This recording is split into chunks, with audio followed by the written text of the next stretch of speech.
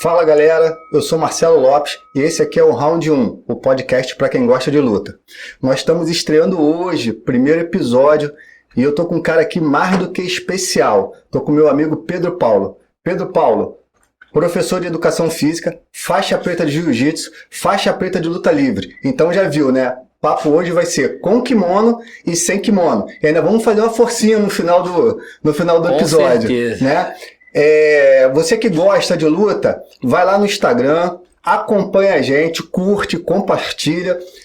Lá no YouTube, toca o sininho e vem com a gente. Vamos falar um pouquinho sobre luta. Pedrinho, o podcast é seu. Seja bem-vindo, meu irmão. Obrigado, Marcelo. Um prazer enorme estar aqui, né? Estreando aqui no podcast Round 1.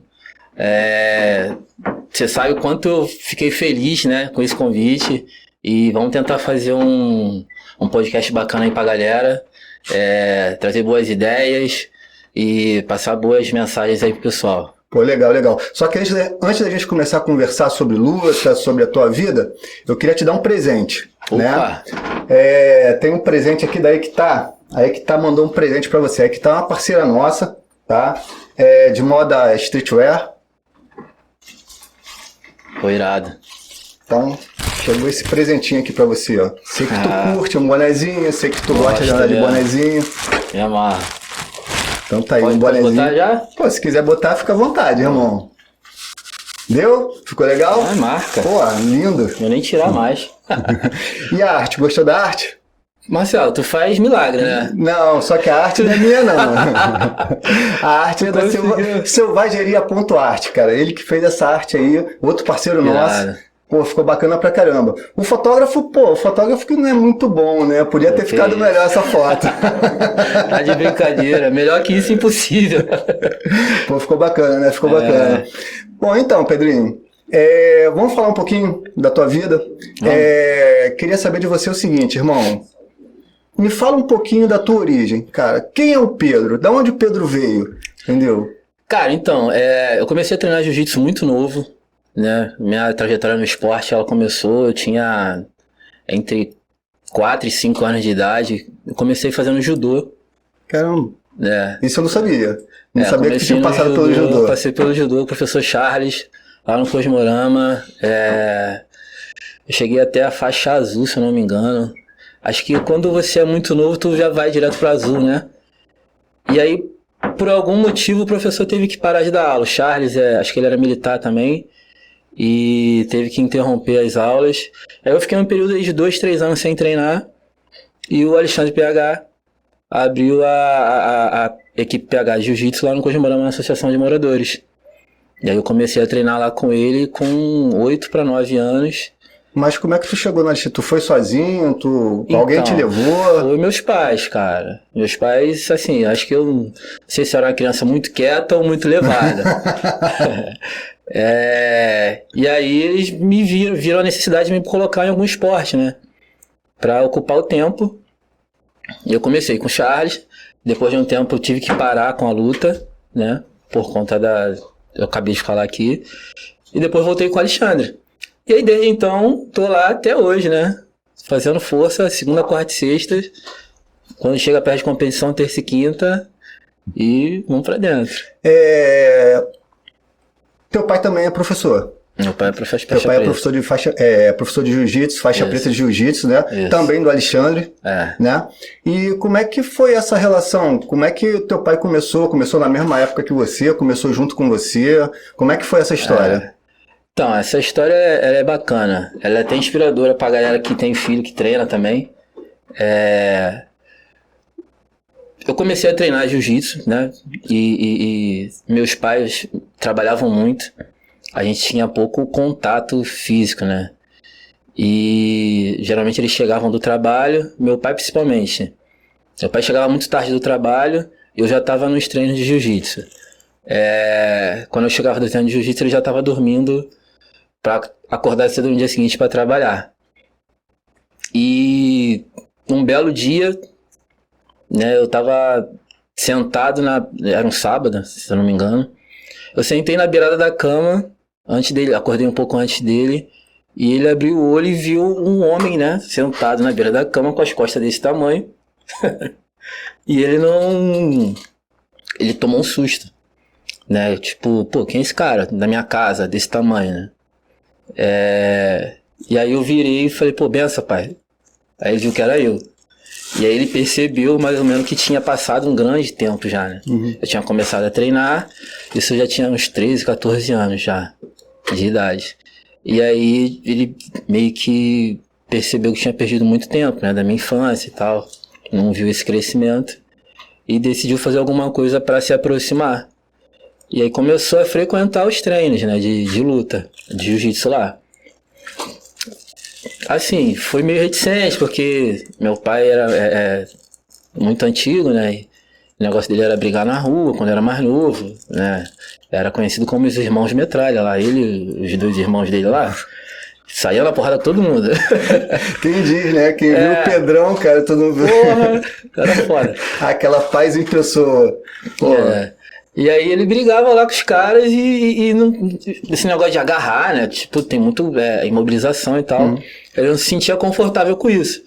E o Alexandre começou a chamar, pô, vem treinar, vem ver, experimenta, tem um kimono aí pra você. De tanto insistir, né? Ele resolveu fazer uma aula.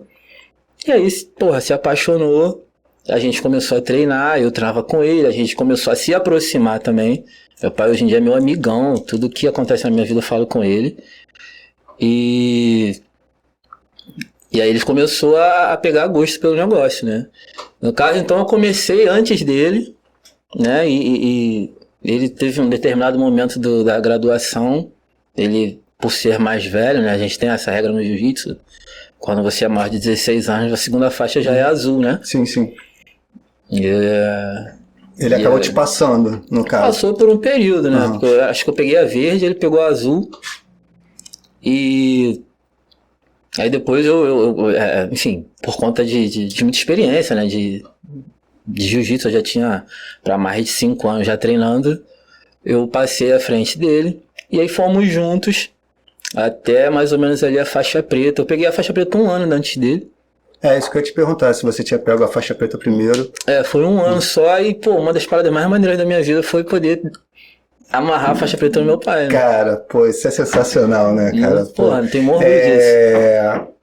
Eu ia te perguntar, cara, sobre isso, a sensação de você treinar com teu pai, porque eu tenho a sensação, eu conheço a sensação de treinar com meus filhos, né? Eu cheguei a fazer Krav Maga com meus 2 filhos, né? Ao mesmo tempo a gente treinava Krav Maga. Eu fui até a faixa laranja no Krav Maga, junto com os 2, né? E depois, quando eu voltei a treinar jiu-jitsu, o Gabriel começou a treinar jiu-jitsu junto comigo e tal. Foi. Né? Então eu sei a sensação de treinar com o meu filho, né? Agora a sensação de treinar com o meu pai, aí é você que tem que me passar. Como é que é essa sensação de treinar com... Dá vontade de dar uns apertos de vez em quando, dá uma aliviada. Meu coroa é brabo, né, irmão? Meu pai é casca grossa, mano. 65 e forte, anos, né? forte, né? Meu pai é engraçado, cara. 66 anos não toma remédio pra nada. Nunca, assim, negócio de médico é difícil. É pra seguir, exemplo. Mas, assim, treinar com meu pai, cara, no início é o que eu te falei, como eu tinha pouco contato com ele, eu tinha meio que medo, né? Não era uma relação de respeito, de parceria. Era mais, não, meu pai falou, eu tenho que obedecer e tal. E aí, com a presença dele no tatame, isso acabou gerando em mim uma confiança, né?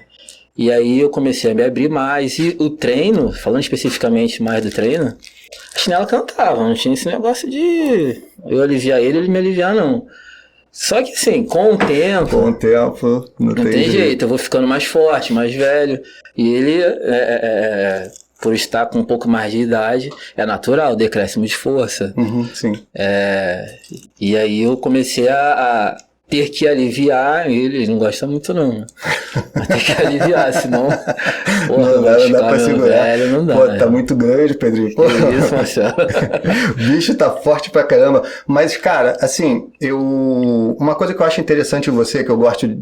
Assim, isso eu falo pra todo mundo, tem uma galera lá na PH, né, que eu sou muito fã, né, e você é um desses caras.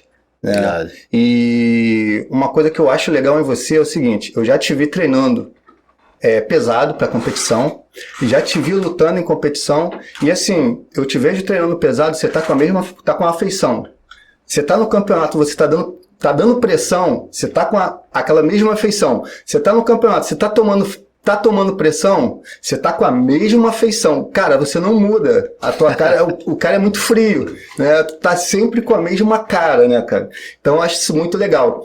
A única vez que eu te vi mudar foi um campeonato na hora que eu tava fotografando. Eu tava na beira do tatame, né? Você saiu com o cara te empurrando, né, para fora da área de luta. Você saiu junto com o cara da área de luta, segurando o kimono, fazendo pegada, e o cara te chutou embaixo, fora da área de luta.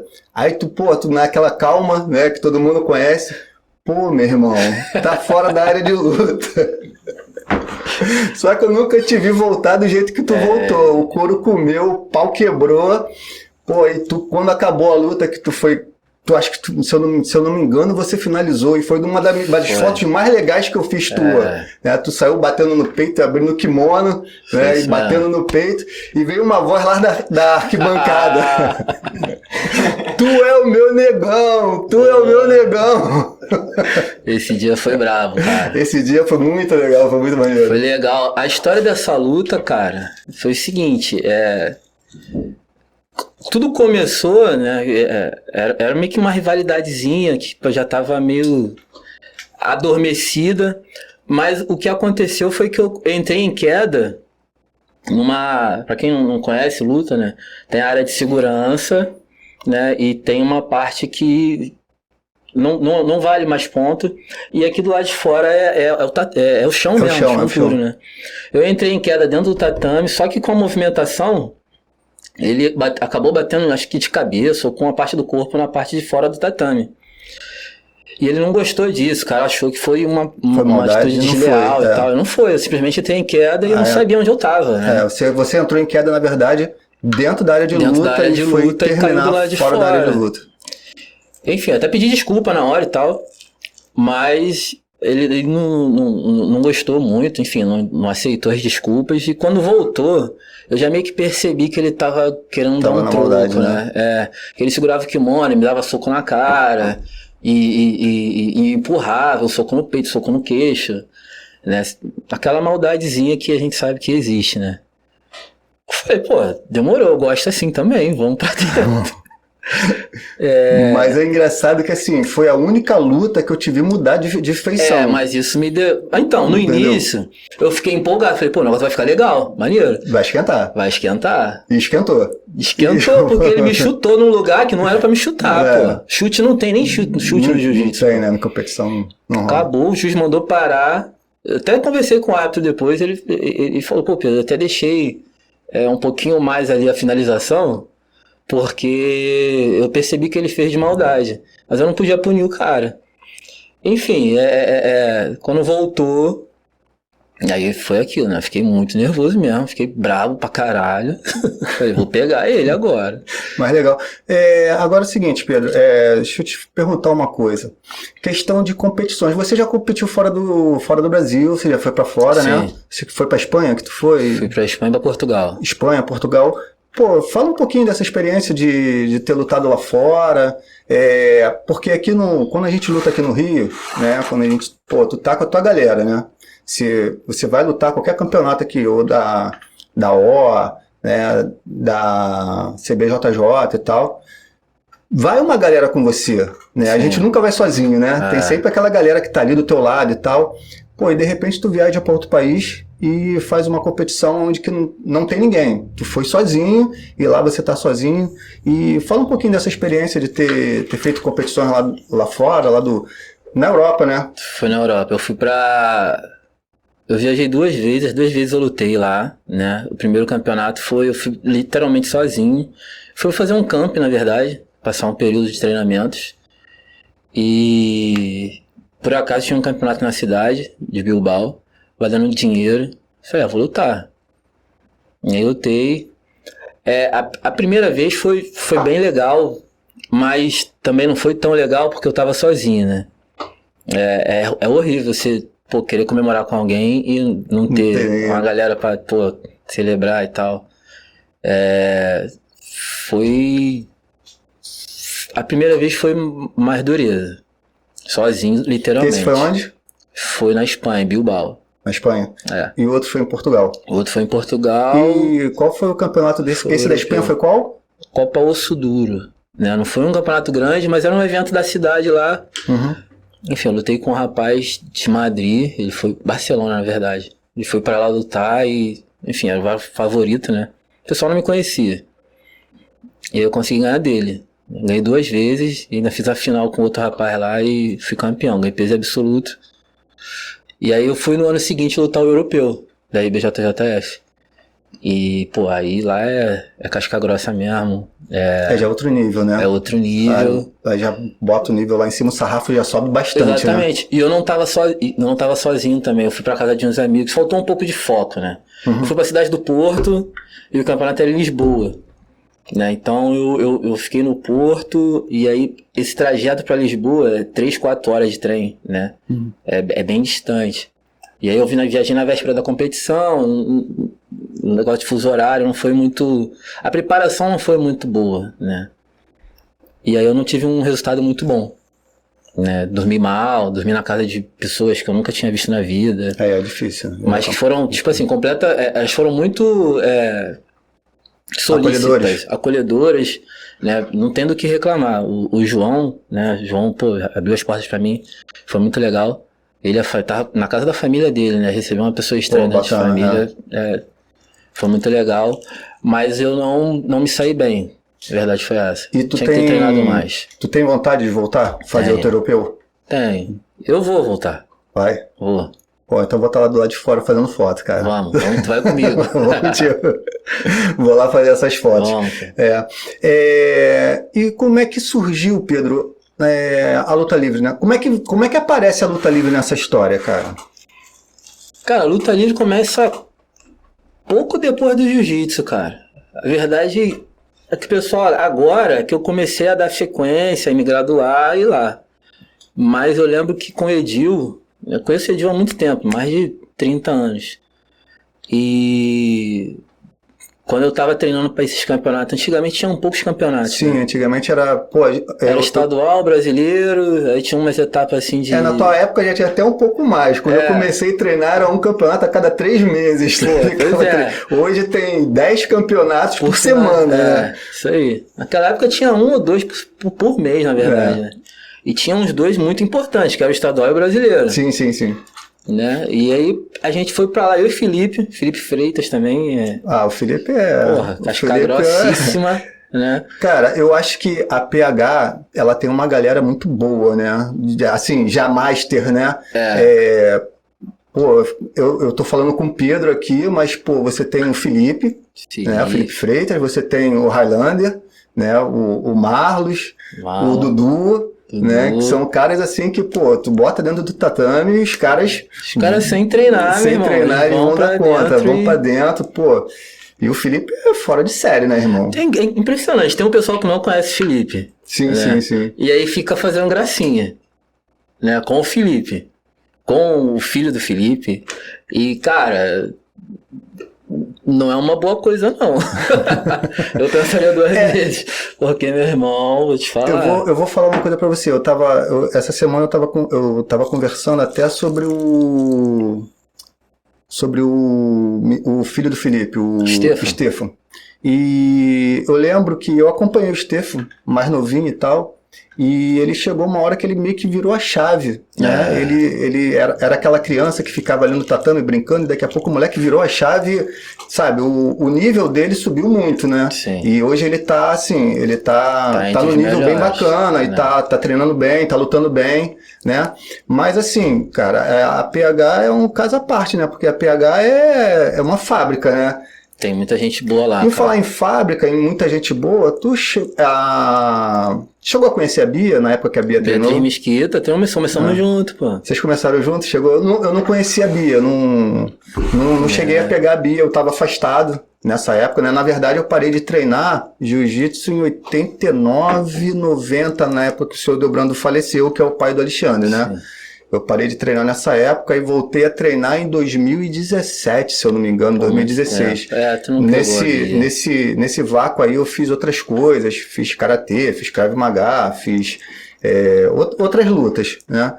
Mas eu voltei a treinar jiu-jitsu, acho que foi em 2016. Aí eu não passei por essa galera. Eu não tive contato com essa galera. Tanto que eu vim conhecer você agora, né, nessa volta, né? Isso. Tu chegou a treinar com ela ou não? Treinamos, cara. Eu lembro que a gente éramos sete crianças que lutavam todos os campeonatos que tinham na época. Era Felipe, Marlon, tinha um outro moleque, o Hugo, Fernandinho, a Bia, Luiz Felipe, o Monstro, e tem mais um que é o... Eu não lembro. O Highlander não? Não, o Highlander veio depois. O Highlander, ele é de uma outra filial em Anchieta. Depois, aí veio Highlander. A segunda geração é essa. Highlander, Dudu, Michele, Letícia, minha irmã treinou também. E a Bia, cara, sempre foi talentosa pra caramba. Desde novinha, ela assim, bebeu da mesma fonte, né, que a gente. Então, só que no meio do caminho ela precisou, acho que o pai dela foi transferido pra Saquarema, se eu não me engano. E ela tem uma história, acho que em Saquarema e tal. De vez em quando ela vem pro Brasil, aí eu vejo umas fotos dela em Saquarema. Saquarema ou Araruama, não sei. Aí foram treinar lá com o Juarez. E aí, dali, ela já começou a trilhar o caminho na PH, né? E levou um pouco da nossa água pra lá. E só foi aperfeiçoando. Até que uma menina, campeã mundial, a Letícia Vieira, pescou ela pra Gracie Maitá. E aí, meu irmão, campeã mundial 10 vezes. Pô, casca grossa. Só isso, também, né? 10 vezes campeã mundial. 10 vezes. É a menina que tem mais título aí, né? Né? Atualmente é a rainha do jiu-jitsu. Isso aí. Então, Pedrinho, então você falou comigo o seguinte, que a luta livre, ela veio quase que na mesma época do jiu-jitsu, né? Ela veio um pouquinho depois. Sim. Né? E como é que você chegou na luta livre? Como é que foi? Quem te levou para a luta livre? Como é que você faz jiu-jitsu, né? Tá fazendo jiu-jitsu, você é um garoto ainda, sim, né? E como é que chegou a luta livre para você? Alguém te levou? Alguém falou alguma coisa? Como é que foi essa história da luta livre? Cara, então, sendo bem honesto, eu não lembro como foi que eu pisei no tatame lá do Edil pela primeira vez. Mas eu lembro que foi por conta de competição. A gente foi aprender a derrubar. Fazer single leg, double leg, essas quedas são oriundas da luta livre, da luta greco-romana, né? E aí comecei a praticar. Deu um gás pra caramba no nosso jogo de jiu-jitsu, né? A parte de chão, de entrada de queda. A gente vê muito hoje em dia o pessoal fazendo muita guarda, já sentando e tal. E a PH ela sempre teve essa escola de derruba, passa e pega. Derruba, passa, monta e pega. Derruba, passa, vai para as costas e pega. E a gente foi lá aprender a derrubar. E ia lá quando eu estava próximo de alguma competição de luta livre e tal. E depois de um tempo, o Edil começou a treinar com a gente lá de pano. E a gente fazia meio que essa parceria. A gente lutava os campeonatos de luta livre. E a galera da luta livre botava o kimono e treinava de pano. E lutava alguns campeonatos de jiu-jitsu quando a gente precisava fazer número para poder ganhar algum evento. Sabe? Antigamente tinha a Copa... A última etapa da LERJ, não lembro, Cidade de Niterói. Uhum. Sim. E a gente ia para poder, geralmente, ganhar esses campeonatos. Depois vinha a Copa Rose Gracie, da FJJ Rio, e a gente, né, buscava alguns atletas de fora para somar com a gente, mas que tem ali algum tipo de vínculo, né? Uhum, sim. E aí eu comecei e assim foi que começou a minha história na luta livre. Há mais ou menos 3, 4 anos atrás, eu comecei a treinar com um pouco mais de frequência, pensando em graduação. Né? Você pegou a faixa preta no passado, não foi isso? Peguei a faixa preta no passado. De luta livre? De luta livre, E aí eu comecei falei, pô, não, vou me dedicar a essa parada aqui agora. Que eu tava... Agora, hoje em dia, o jiu-jitsu sem kimono tá muito forte, né? Tá crescendo potente, muito, né? Tá em alta, tá em crescimento. Eu falei, pô, vou ver se eu surfo nessa onda um pouquinho. E deixa eu te perguntar uma coisa. Então você é faixa preta de jiu-jitsu. Você treinou a vida toda com o Alexandre, Sim. né? Você veio da branca até a preta Sim. com o Alexandre PH. Sim. Luta livre, você treinou luta livre a tua vida inteira com o Edil. Edil Rodrigues. Né? E o Edil, assim, um cara fora de série, né? O Edil dispensa comentários. Dispensa comentário. Na verdade, eu conheci o Edil há pouco tempo, né? Eu fui levar o Gabriel lá para dar um treino, né? Que vocês me chamaram para ir. Pô, leva o Gabriel lá, vai lá, treina lá, vamos lá no Edil e tal, não sei o quê. Cara, e foi uma surpresa o Edil, que eu cheguei lá sem conhecer o cara e o cara me recebeu assim de braços abertos, porra, gente muito boa. E uma outra característica ali que é o seguinte, cara, quem não conhece, quem não gosta de porradaria, que chega ali no CT do Edil, cara, que tu vê aquela caverninha ali o pau quebra, né, irmão? É um ambiente totalmente insalubre. Portão aberto, cachorro solto, pode entrar. E mano a mano, né? Mano a mano. Mano a mano. O pau quebra ali, o negócio a chinela canta mesmo, de verdade. De verdade. Cara, pô, o Edil é um cara muito gente boa, cara. O Edil é fora de série, né? Pra falar do Alexandre, eu sou suspeito pra falar do Alexandre, né? Eu também. Eu fui aluno do pai do Alexandre, fui aluno do seu Debrando, aluno do Alexandre, né? Foi o cara que me deu a minha faixa preta de jiu-jitsu, então eu não tenho nem... Né? Não, não tenho eu sou falar. suspeito pra falar dele, mas o Edil, assim, é um cara que eu conheci há pouco tempo e eu cheguei lá pra treinar, cara, e o cara me abraçou de um jeito, assim, muito gente boa. Mas, assim, você me falou o seguinte, Pedro, você treinou judô antes do jiu-jitsu. Sim. Você treinou jiu-jitsu, você começou a treinar jiu-jitsu, né? E depois você foi treinar luta livre para refinar a questão de queda. Sim. Né? Então eu começo a entender hoje por que o Pedro derruba tanto nos campeonatos, né? É aquele senhor quando entra, né, irmão? Porra. E é bonito, né? Se entrar, dá trabalho para defender. Cara, e assim, eu vejo que tu tem uma variedade muito grande de queda. Né? Não é uma queda assim, eu tô falando do Senhor, que é uma queda que você entra bem, que geralmente quando você entra, você derruba, né? Mas tem uma variedade muito grande de queda. Então, assim, você tem preferência por queda? Tipo assim, pô, o Senhor é a minha queda que eu tenho confiança, é ela que eu vou derrubar. E você entra e na hora da luta você pensa, pô, acho que se eu variar vai ficar mais fácil para derrubar, ou você tem aquela queda mesmo de confiança? Cara, como é que é essa história?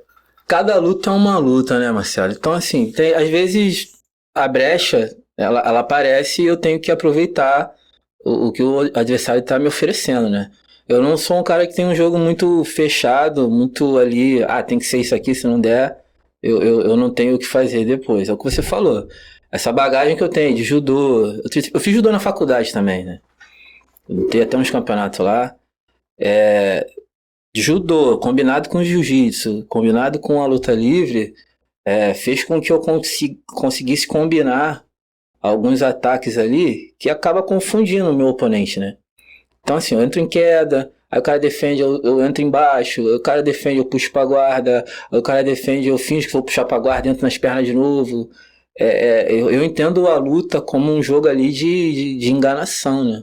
Mais do que qualquer posição que você consiga fazer ali super elaborada, mais complexa e tal, você precisa ludibriar o teu oponente, né? Fazer ele entender que você quer uma coisa quando na real você quer outra. Eu consigo... essa bagagem, né, que eu tenho de luta, ela fez com que eu desenvolvesse isso de uma maneira um pouco mais rápida, um pouco mais dinâmica ali na hora da luta. Meu corpo responde sem eu perceber o que eu tô fazendo. Né? Vai por instinto, né? Vai por instinto. De tanto fazer, de tanto repetir, até um conselho pra galera que quer...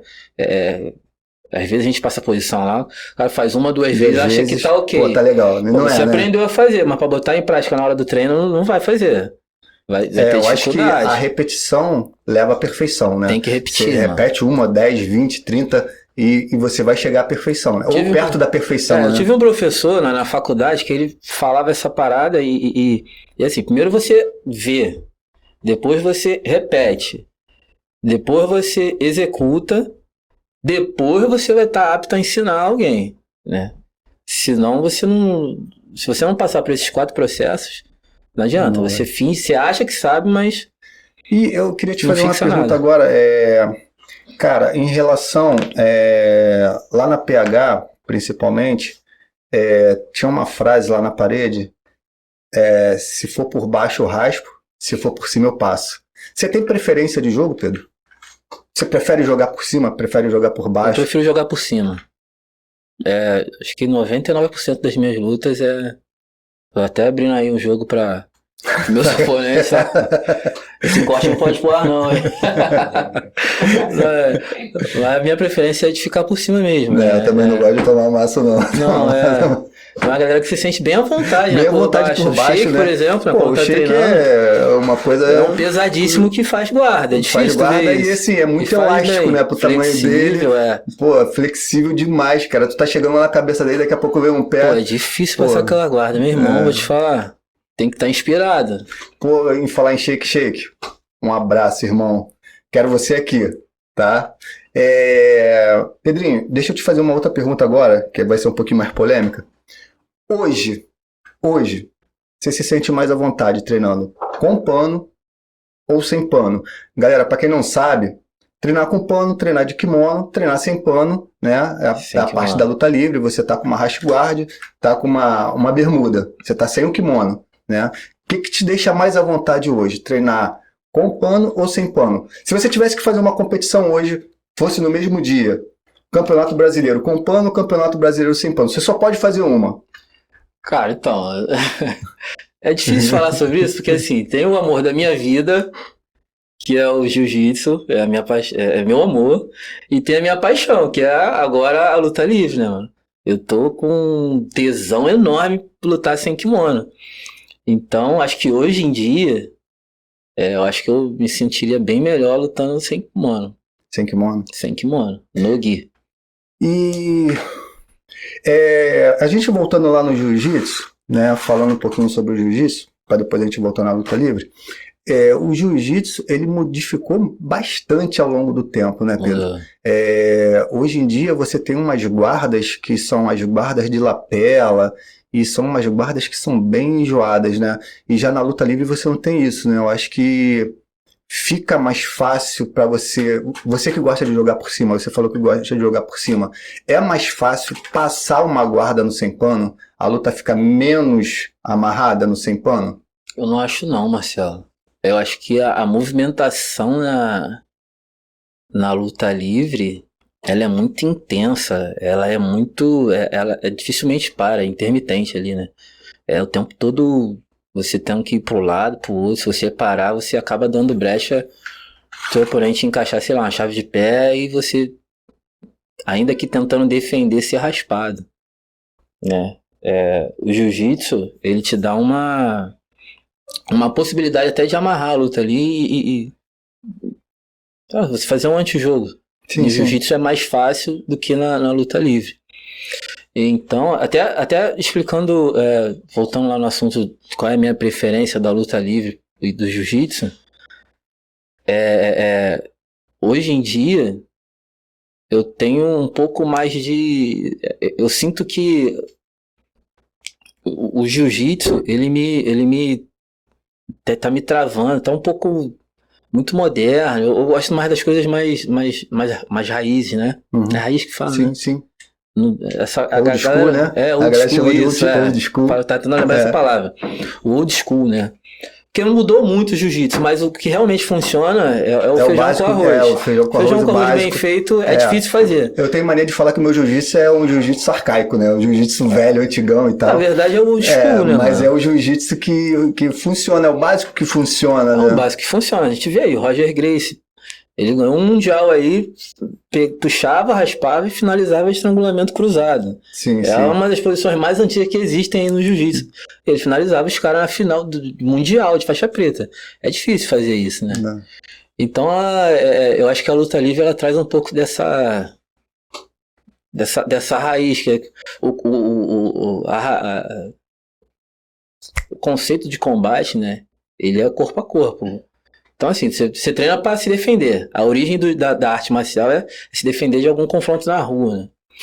tu não vai pegar um kimono, vestir ali e tal, pra poder, né, sair na porrada. Tu tem que, sei lá, se virar ali sem kimono. Eu acho que quanto mais contato tu tem com isso, mais próximo da realidade do conflito, tu tá mais preparado pra isso.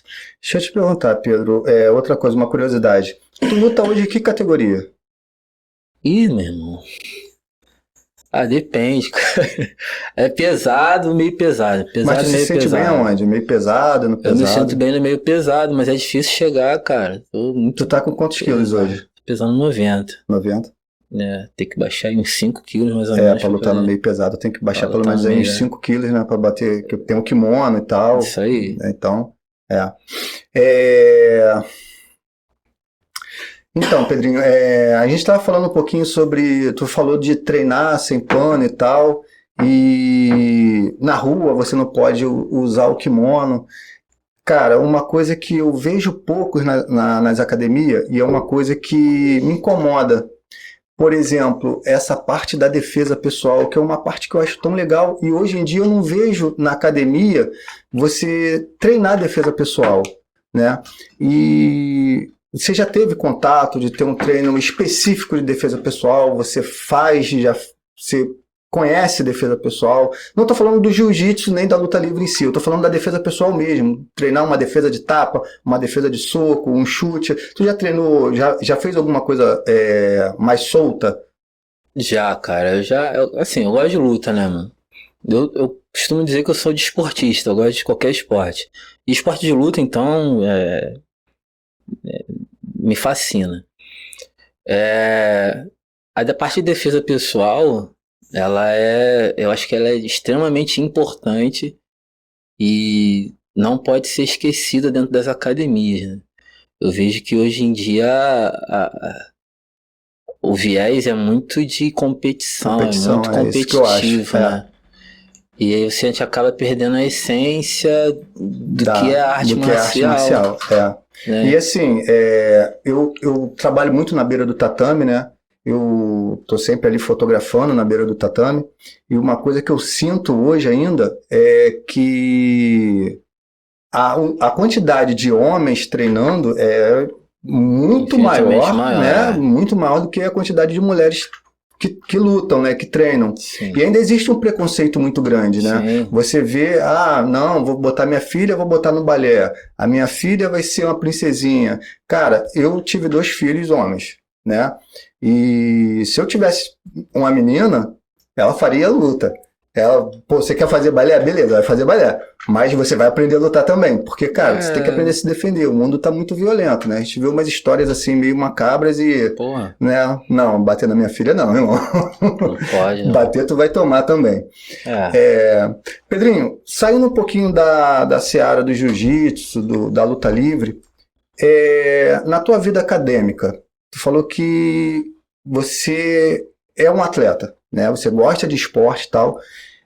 A luta livre, o jiu-jitsu, eles influenciaram na tua escolha da tua vida acadêmica? Como é que foi? Total, cara. Total. Eu relutei, tá? A assumir essa minha predisposição ao esporte, né? Quando eu saí do ensino médio, tava um boom aí de pré-sal no Brasil aí e tal. E aí eu fui de efeito manada, fazer o curso de petróleo e gás, né? Gestão para indústria de petróleo e gás. E eu passei 2 anos e meio ali estudando e eu falei, caralho, mano. Chegou no último período, eu falei, meu irmão, quer saber? Deixa essa porra pra lá, essa porra não é meu sonho. Não é isso que eu quero. Não tem nada a ver comigo e vou fazer o que eu realmente deveria ter feito de início. E aí fui pra educação física, né? E aí, meu irmão, foi paixão à primeira vista, graças a Deus. Eu mudei, ainda há tempo, tava novo ainda. E, me achei, cara. É isso que eu quero pra minha vida. Tô muito feliz com a minha profissão. Você graduou onde? Educação física? No Centro Universitário Celso Lisboa. Na Celso. Legal. Lá no Engenho Novo. Quanto tempo, Pedrinho, que tu tem de... Tem 10 anos de formado. 10 anos de formado, Cara, tempo. Tem um tempo Tá quantos já. anos hoje, Pedro? 35, faço 36 daqui Master 2? Master 2. Master 2. Mas ainda atrasa uma galera no adulto, tá? Master 2. Mas ainda dá pra lutar de adulto ainda, dá. Dependendo, preparar direitinho eu luto. Dá pra lutar. Assim, Pedro, você se formou em educação física, né? Você treina jiu-jitsu desde criança, treina luta livre desde muito cedo. A tua preparação física para um campeonato, cara, você pega, é você mesmo que faz, você que idealiza a tua preparação física para um campeonato, ou você fala, pô, não dá, casa de ferreiro, espeto de pau, vou pegar outra pessoa, você conversa com algum colega e tal, como é que é feita a tua preparação física para um campeonato? Mais ou menos você começa a pensar na preparação física para um determinado campeonato. Quanto tempo antes desse campeonato? Cara, o ideal é fazer um ciclo aí de 3 meses de preparação, né? Eu sou pós-graduado em treinamento de força e fisiologia do exercício. Então, acabou que eu adquiri um monte de informação importante. A minha intenção, quando eu comecei a cursar educação física, era trabalhar com preparação física de atletas. Sim. Então, meu viés ele sempre foi voltado para performance, né? Acabou que eu me condicionei a estar sempre me preparando de 2 a 3 meses antes de uma competição. É difícil, tá? Porque botar em prática 2, 3 meses, você se treinando, você se sabota, é difícil, né? Mas eu vou ali meio que com foco. E pouco a pouco, fazendo a tal da escadinha. O Alexandre PH fala muito disso, né? Da escadinha de competição. Tem que se testar para poder você chegar na ponta dos cascos, né? Tem que ter ritmo de competição, tem que fazer uma competição a outra e escolher uma competição alvo. Depois que você atinge ali, vai embora. Respondendo mais objetivamente... de 2 a 3 meses. 2 a 3 meses antes da competição, já tá começando a se preparar para aquela competição, para aquela luta. Aí, né? Legal. Então, Pedro, eu te perguntei sobre a tua preparação física, né? Você falou que começa a ter um cuidado maior na questão de preparação física 2 meses antes de uma competição que tu tá focado. 2 a 3. Sim. 2 a 3 meses e tal. E a tua alimentação? Como é que tu resolve essa questão da alimentação? Você tem um preparo especial? Você tem uma pessoa que organiza essa questão da alimentação para você? Cara, ultimamente eu tenho tido acompanhamento da Emily, né? Emily Sobral? Emily Sobral é parceira nossa lá de treino. Chegou com um projeto bacana pra fazer a gente parar de comer besteira ali, né? Porque, porra, sexta-feira a gente sabe como é que é, né? Sexta-feira é dia do lixão, né? E aí eu comecei a me regular mais com relação a isso. O período que eu tô off, né, das competições, não sou espelho pra ninguém, não. Então, não é bom me seguir. Mas estando focado numa focado pra competição, eu me dedico, eu faço o programa alimentar certinho, planejamento. Antigamente eu fazia da minha cabeça e era muito mais difícil, né? Sim. Realmente, o acompanhamento de um profissional, ele é essencial. Para você ter bons resultados, para ganhar de força, potência, velocidade, realmente faz muita diferença. Eu acho que é tipo você ir para uma academia, você treinar sozinho. Exatamente. E treinar com o personal, né? Exatamente. Você tá treinando com o personal tá te guiando, tá te direcionando, né? Isso aí, então acho que o resultado vai vir bem mais rápido. A mesma coisa com a alimentação, né? Você, vou fazer por conta própria, vou fazer uma dieta maluca aqui, vou perder peso e tal. Eu até conseguia perder, mas chegava muito mal nas competições, fraco, não era a preparação ideal. Isso até me prejudicava, né? Às vezes conseguia ganhar, mas com muito sufoco, né? E não precisava ser assim. De fato, a alimentação ali regular, ajeitada, certinha, né? Regulada, faz, total diferença. E assim, eu tenho vontade de trazer a Emily aqui, né? Não só a Emily, como o Sobral também, né? Porque o Sobral tá voando, né, irmão? Tá ganhando tudo. O Sobral tá lutando tudo, tá ganhando tudo. E queria trazer a Emily aqui pra gente conversar um pouquinho sobre essa questão de alimentação e tal. Acho que é importante, né? Então, tenho bastante vontade de trazer os dois aqui, né? Que eu acho que vai ser bem legal, vai ser um papo bacana. Sobral porque, pô, Sobral é irmãozaço, né, cara? Sobral é um cara que, também. pô, muito gente boa, né? Fugindo um pouquinho, Pedro, agora dessa questão da luta, queria conversar um pouquinho com você sobre musculação, tá? Queria saber de você o seguinte, o que a musculação, ela traz de benefício na vida de uma pessoa? O cara trabalha, ele sai para trabalhar 7 horas da manhã, chega em casa às 6 horas da noite, o cara leva uma vida sedentária. O que a musculação traz de benefício na vida de uma pessoa, cara? Cara, então, o sedentarismo é o grande mal da população mundial hoje em dia, né? Então, assim, a grande maioria das pessoas, elas têm essa rotina de trabalho, né? Sai de casa muito cedo, chega em casa muito tarde. E, naturalmente, a força, ela vai diminuir. E o que nos mantém de pé, o que nos mantém ativos, o que nos mantém viril é força. Não tem pra onde correr. Você tem que ter força. A gente até brinca, né? Força só é ruim quando falta e só reclama quem não tem. Força só é ruim pra quem não tem, né? Só reclama quem não tem. Então, assim, o treinamento de força, ele é importantíssimo não para você ficar esbelto, bonito, esteticamente falando, né? Para você se manter saudável, né? O que mais lombalgia, hipertensão, diabetes, né? Questões patológicas assim um pouco mais estruturais e ortopédicas também estão diretamente relacionadas à fraqueza muscular.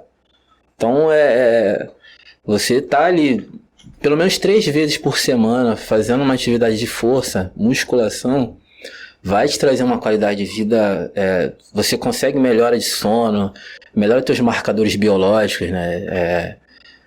Glicose, o açúcar no sangue, né?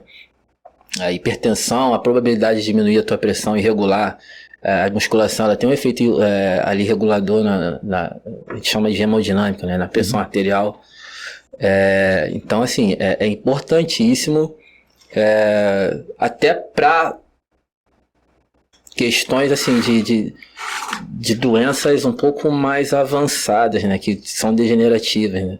Você diminuir o avanço de determinadas doenças ali, né, que são... Isso aí foi legal você tocar nesse ponto, porque, né, a minha mãe tá com 74 anos, né?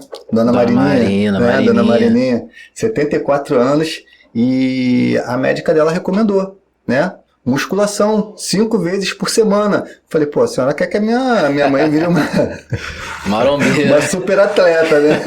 Aí, tanto que, gente, procurei, né? Te procurei, falei, Pedro, olha só, a minha mãe, né, tem uma recomendação de fazer educação física, fazer musculação mesmo, né? Educação física, musculação, treinamento de força, né? E eu queria que tu me conversasse um pouquinho, né? Esclarecesse um pouquinho dessa questão da musculação à terceira idade, cara. Qual, né, o benefício, né? Você já até falou alguma coisa, já entrou nisso, mas queria que tu falasse um pouquinho mais sobre a musculação na terceira idade, principalmente os cuidados, né? Porque não é mais nenhum jovem, não garoto, a gente já está falando de gente com mais de 60 anos e tal, e eu queria que você me ajudasse aí nisso aí, me falasse um pouquinho sobre a musculação na terceira idade. Então, a gente tem um amigo, né, o Wagner Antônio, Wagner faixa preta também. Gente boa pra caramba. Wagner é doutor em fisiologia, né, educação física, o maluco é sinistro, sabe muito. E a tese, não sei se... o Wagner é malvado. O Wagner gosta de dar mão de vaca em faixa branca. Mão de vaca em faixa branca não pode. Tem que caguetar ele. Um abraço, Wagner. Ele tem uma pesquisa em cima disso, né? Como que o efeito da atividade física em alguns hormônios, né? Que são... Tem a ver ali com Alzheimer, né? E como que a atividade física ela age em cima desses hormônios para prevenir a degeneração ali de alguma proteína, né? E é importantíssimo a galera da terceira idade se atentar para isso, porque a sarcopenia, a gente chama de sarcopenia, perda de massa muscular, né? conforme você vai avançando, você vai ficando mais velho, mais idoso, seja lá como o pessoal gosta de chamar aí, você vai perdendo força. E aí você diminuir a perda de força com um treinamento de força. Né? Então, assim, é importante, sendo repetitivo aqui, é importante você tá treinando força, tá cuidando da tua perda de força, tá adquirindo força. Tem a casa de pessoas que ganham força, né? Pra você conseguir se mexer, andar. Eu vejo muito dentro da minha casa, um exemplo, né? O meu pai e minha mãe, eles têm a mesma idade praticamente ali, a diferença de 1 ano, de um pro outro. E o meu pai sempre teve uma vida um pouco mais ativa, falando de treinamento, tá? Falando de treinamento, tá, mãe? Qual o nome dela? Decimar. Dona Decimar. Dona Decimar, gente boa demais. Daqui, ó. E assim, pra pegar às vezes um chinelo embaixo da cama, mano. Dificuldade, né? É dificuldade, porque a perda de força e massa muscular, ela acaba acometendo esse tipo essas miudezas, cara, pra tu ver, pra tu ter noção. Uhum. A força, ela tá diretamente ligada às funções vitais, à funcionalidade do dia a dia. Cara, e assim, eu vou te falar uma coisa, eu faço tratamento com uma doutora chamada doutora Márcia. Doutora Márcia, um abraço pra senhora. E ela fala uma coisa muito legal. Ela fala, cara, você pode chegar até os 90 anos, mas como você quer chegar até os 90 anos? Não adianta você chegar aos 90 anos se de repente você morreu aos 60. Então é chegar até os 90 anos, mas com vitalidade, com saúde. Isso é que é importante, né? Isso é bem legal. E foi ela que falou, pega a tua mãe, leva pra academia, bota a tua mãe pra fazer musculação. Tem que fazer força. Né? Então tem que fazer força. Pedrinho, agora eu queria tirar, assim, uma coisa que eu tenho visto muito no jiu-jitsu, até na luta livre também, tem muita criança migrando do jiu-jitsu para a luta livre. Não migrando, né? Não deixando de fazer um para fazer o outro, mas fazendo os dois, né? Acrescentando a luta livre ao jiu-jitsu, né? Porque as competições de 100 pano estão crescendo muito, né? Sim. E a galera tá caindo dentro. Só que eu vejo também uma quantidade muito grande de criança indo para musculação. Eu vejo uma quantidade de criança assim muito grande indo para CrossFit e tal. Cara, qual é a idade aconselhável para uma criança começar a fazer musculação? Boa pergunta, né? Então, a gente chama essa galera mais nova que tá chegando na academia de Enzo, né? São os Enzo e as Valentinas. Mas assim, brincadeiras à parte... Não, mas tem umas crianças que estão afiadas pra caramba. Não, é isso que eu ia falar. Não tem contraindicação para atividade física, de treinamento de força para criança. É até benéfico, né? A gente estava conversando aqui off, como que isso ajuda na cognição da criança, né?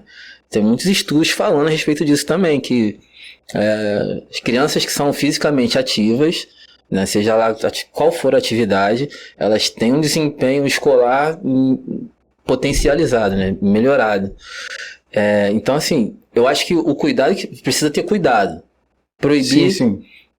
E limitar uma idade, acho que não tem muito disso. A gente vê muitos vídeos aí em rede social, principalmente em Estados Unidos, né? Nos Estados Unidos, onde a atividade física ela é estimulada desde da primeira infância até a faculdade, crianças muito jovens já fazendo treinamento de força, né? Eu acho que o que precisa é importante lembrar para o pai, para a mãe, para quem está querendo começar, é o cuidado que você precisa ver com carga, com aprendizagem motora, né, do movimento. Essas são as questões que a gente precisa se preocupar. Com o profissional do lado, né? Tem que estar com o profissional do lado. Não pode fazer de loucura, vou pegar peso aqui e vou levantar de qualquer jeito. Ou então aí em casa mesmo, o pai pegar a criança, botar a criança para começar a levantar peso em casa. A gente tem casos aí de crianças que... eu recebi um vídeo esses dias aí de um pai forçando a criança a correr na esteira, a criança morreu, cara. Absurdo isso. Então, assim, precisa ter responsabilidade. Não é proibido, mas precisa ter responsabilidade na prescrição, no acompanhamento, para que não aconteça nenhum dano colateral aí grave. Quando você fala prescrição, para quem é leigo, a prescrição seria o quê? Seria o a profissional... A prescrição é a orientação. O que a pessoa vai fazer. O treino. Quem elaborou o treino, como que vai ser o ciclo, o microciclo, o macrociclo, o mesociclo, quais exercícios, escolher as atividades corretas, né, para a criança fazer. Não adianta pedir para ela levantar 10, 15 quilos se ela consegue levantar 2, 3. Não. Eu vou machucar ela. Sim, sim. Entendeu?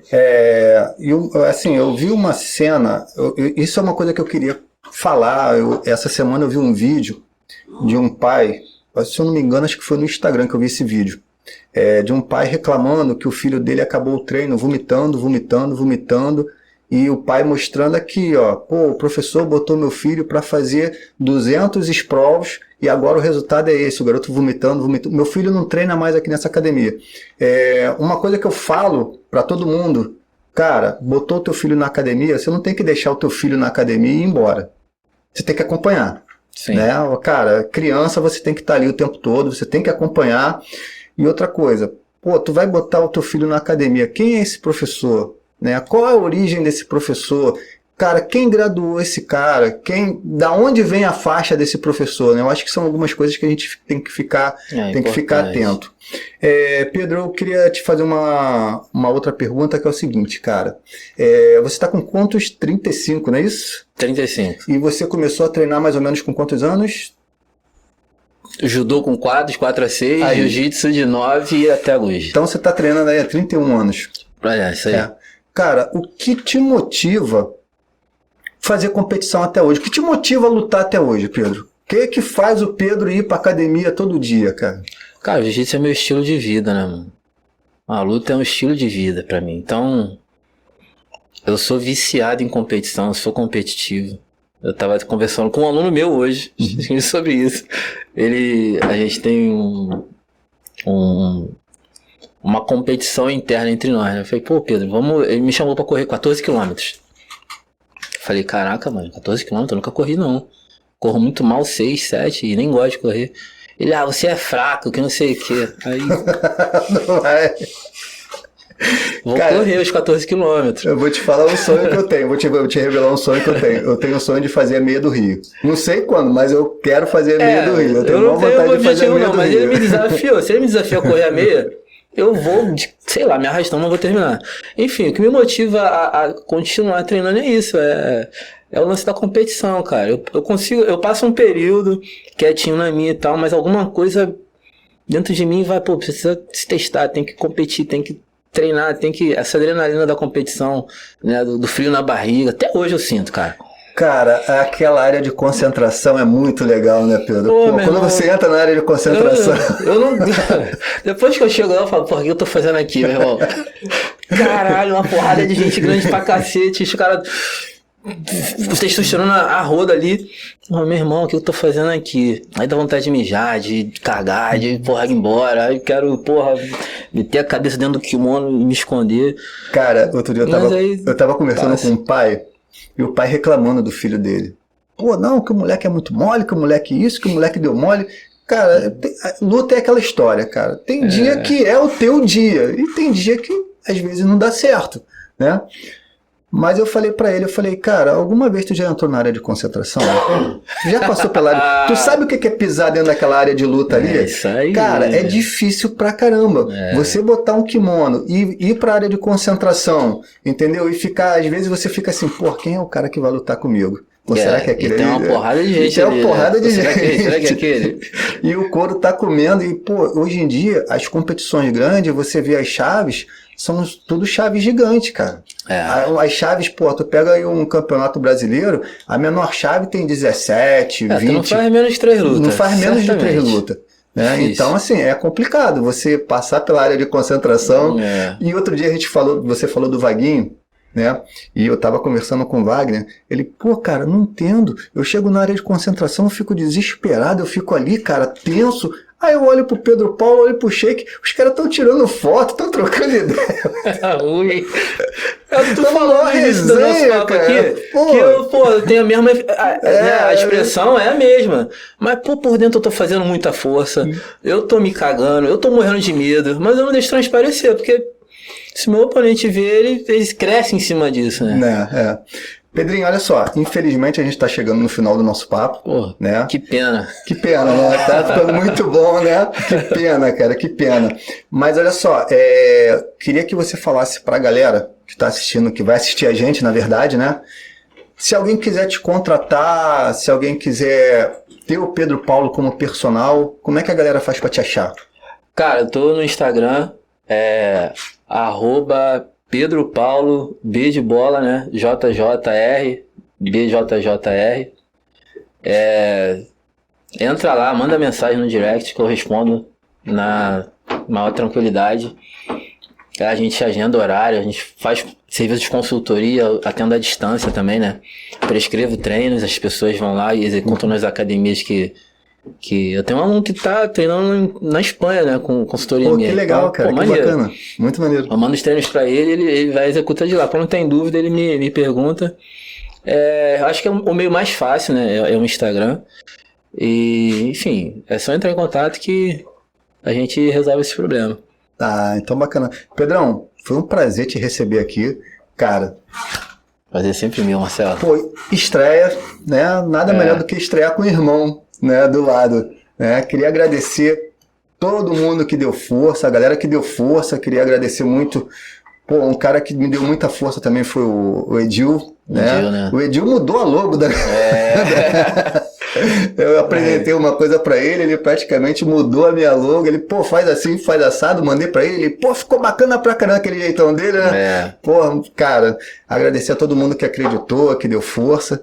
E, cara, espero futuramente a gente ter um outro papo e futuramente esse outro papo aí, quem sabe já ao vivo. Sim, né? sim, vamos. E, cara, assim, outra coisa eu queria te agradecer, irmão. Não por estar aqui hoje. Quem treina comigo sabe que eu tive uma lesão grave, né? Venho brigando com uma lesão de ombro e muitas das vezes eu chego na academia sem poder treinar e a paciência, pô, você, Sheik, Felipe, né? O próprio Sobralzinho, pô, os caras param um treino para dar um treino mais leve comigo e tal. Às vezes eu fico sentadinho lá, quietinho. Aí os caras, não, Marcelo, vamos treinar, vem pra cá e tal. E, pô, consegue me dar treino, me deixar treinar.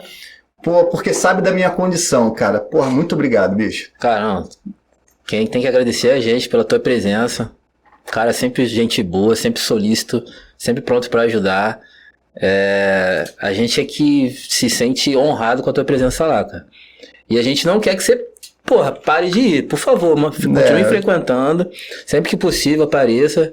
A gente vai treinar do teu jeito, do meu jeito. A gente vai se embolar lá.